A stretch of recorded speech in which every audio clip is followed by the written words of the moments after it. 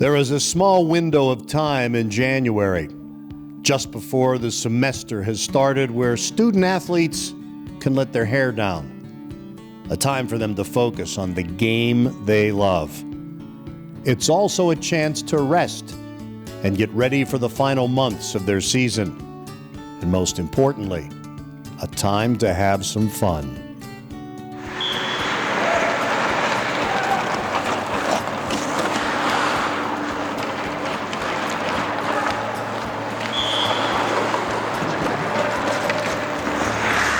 Please tell me you got that back check on film right there. That's an A+. That's an A+ back check. Little known fact, I'm going to be starting at center this weekend against Minnesota.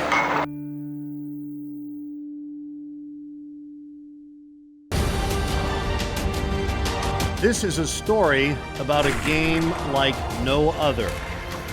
Power and speed, violence and grace. In a home like no other. The greatest student section in all of college hockey. This is our story.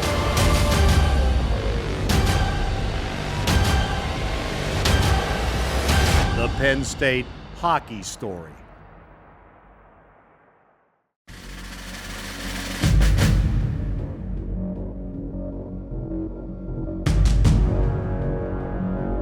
The weekend opponent, the visiting Gophers from Minnesota. A chance for our Lions to trade blows with the defending Big Ten champions. With that opportunity presenting itself, the team in white would come out swinging.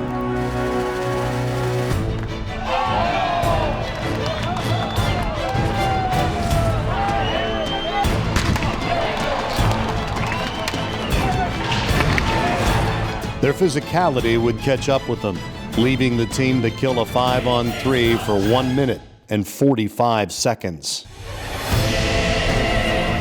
Early into the kill, Eamon McAdam would become injured, forcing the Lions to finish the penalty kill with a wounded goalie. Then survive a 5-minute-long Minnesota onslaught without the aid of a whistle.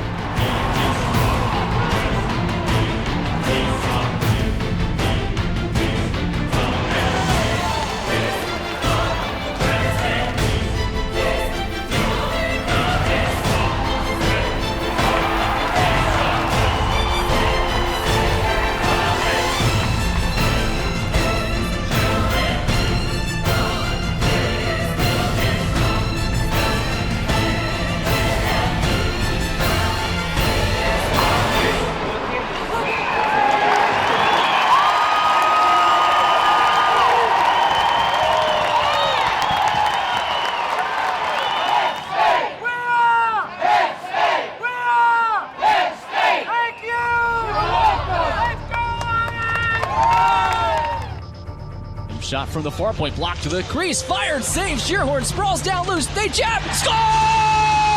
Zach Starr!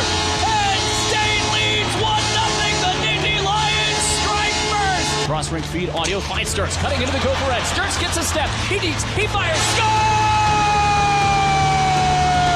Backhander under the pad of Shearhorn, 2-0, Andrew Sturz, ridiculous once again! Momentum would not stay in the Penn State corner for long, as the highly talented Minnesota offense would strike.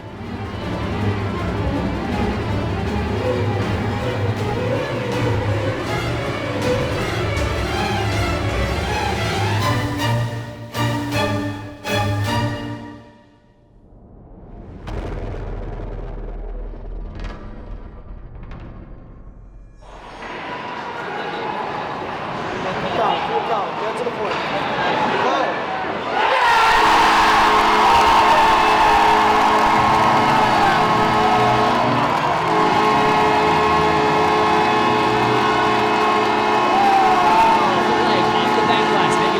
Swarming to our right. Olchek back to Petrie. Petrie from the center point. Fire, score! OT winner, Vince Petrie! Yes, Penn State's got the win tonight. They mob Petrie. The Nittany Lions come streaming off the bench to celebrate. 3-2 overtime.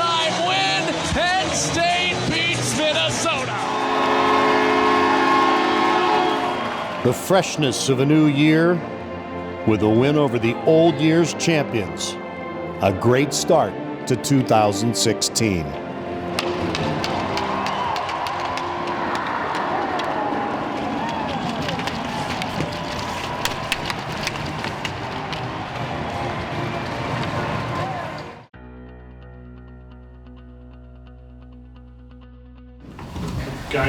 You guys have had a lot of good goaltending performances over the years from all three of the main guys that you've had, but it seems like that one was probably up there in terms of just pure him getting a job. That was certainly the most courageous goaltending performance.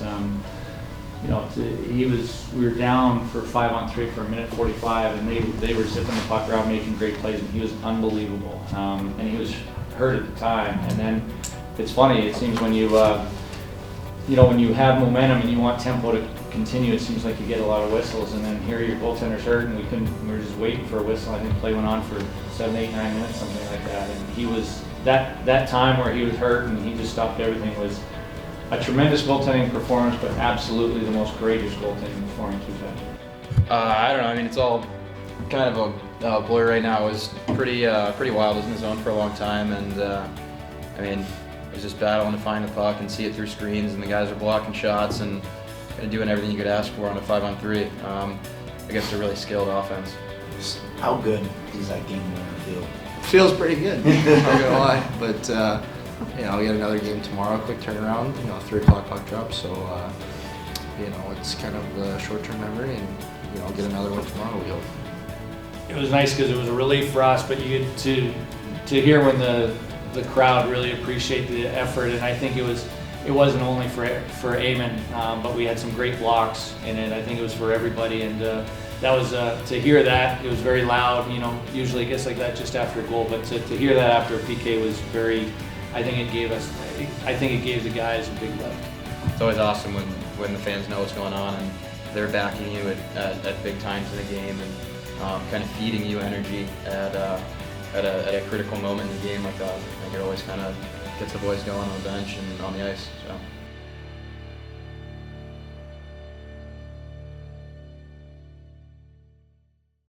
When I tell you, I look forward to every single game. Like after every game, I can't wait to go out again.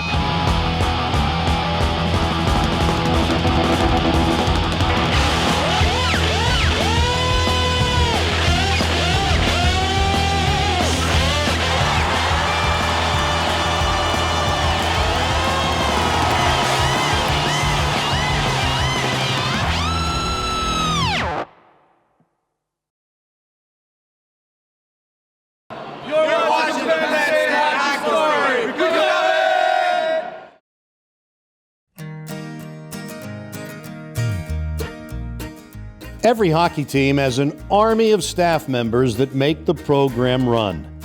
There's no member of this staff more important than head equipment manager Adam Sheehan. Adam spent 13 years in the NHL before coming to Hockey Valley.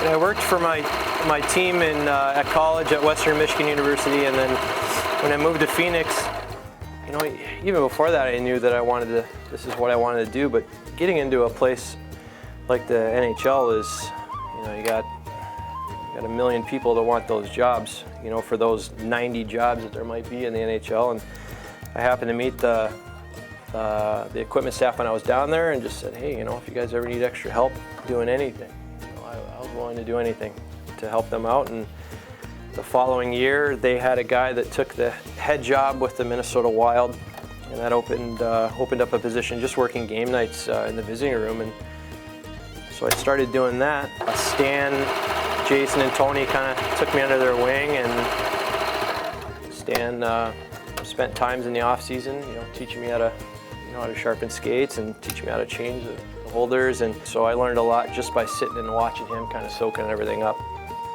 But my wife kind of jokes with people sometimes that this is why she married me, because I can sew. So learn to sew. They did a study at the time. I think it was 72% of the NHL wore Bauer skates. So when they approached the university about, hey, this is a company we're going to go with, that was their their justification for it. And we've had some offers from other companies, and I've brought in samples of sticks and stuff like that. And if the whole team isn't going to jump on board, or a majority of the team isn't going to jump on board, we're not going to do it. We want the guys to be comfortable in what they have, and we get custom sticks that the NHL uses. We're the same with the skates. We can do a complete customization of skates, and it's not just a stock size 9. We've got guys that are have a half size different in their feet, so we get the same type of customization that the NHL players. I won't force a goalie into a particular pad. They're too particular, it's too specialized, and we leave that up to them.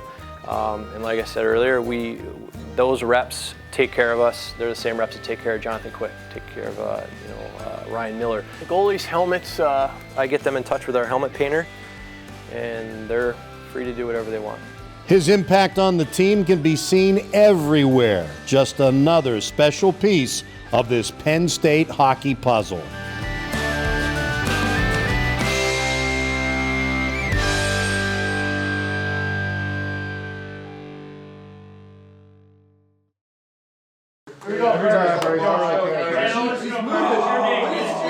GPA can't save you now, buddy.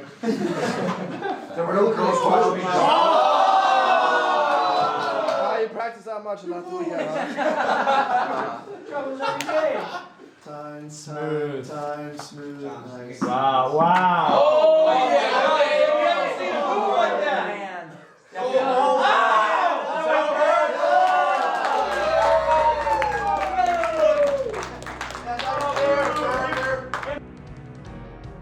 Though the weekend split was not what the team had hoped for, it was a good sign that they are headed in the right direction.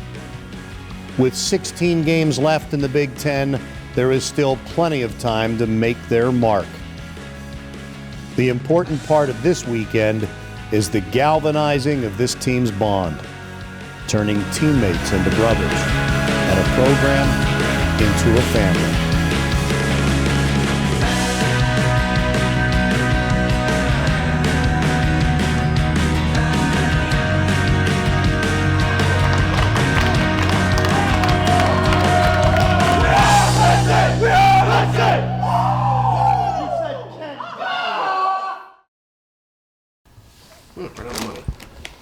Right on the time. Good.